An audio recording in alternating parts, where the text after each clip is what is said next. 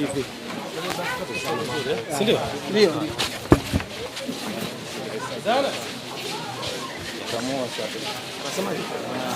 Siwa jamani.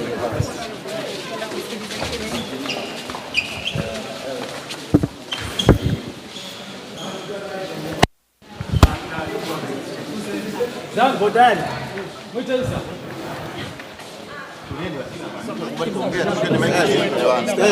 Tayari President Kule na kikao kirefu, labda nini ambacho unatoka nacho kwenda kama rais wa klabu ya Yanga kupitia?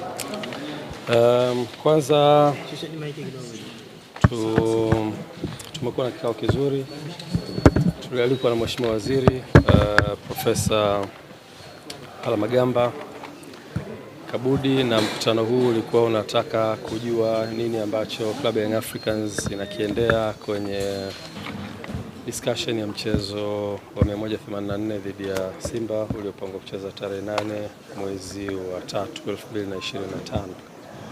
Uongozi wa klabu ya Young Africans pamoja na ukiwa umeambatana na excom wake wote pamoja na mtendaji mkuu uliweza kukutana na Mheshimiwa Waziri na Mheshimiwa Naibu Waziri, Mheshimiwa Katibu Mkuu, Mheshimiwa Naibu Katibu Mkuu na mwenyekiti wa Baraza la Michezo la Taifa kwa ajili ya kujadili kitu ambacho kilitokea.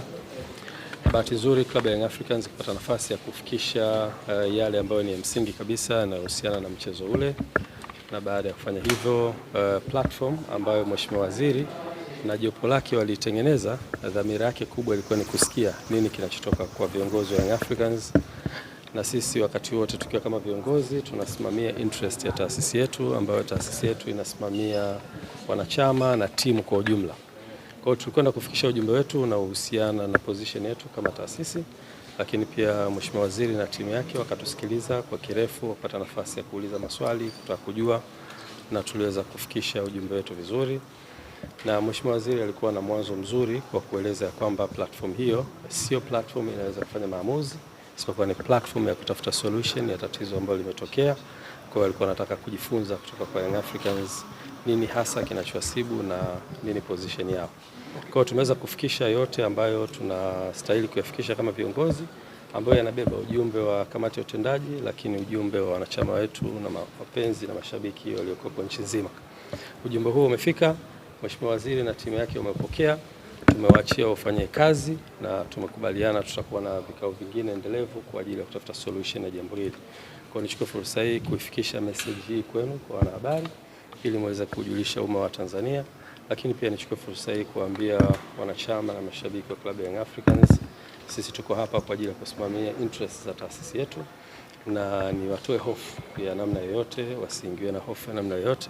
Viongozi wao ni viongozi imara na wako hapa kwa ajili ya kusimamia interests za taasisi. Kwa hivyo wakae kwa kutulia, na solution itakapopatikana tutaweza kurudi kwao na kuwajulisha. Nashukuru sana.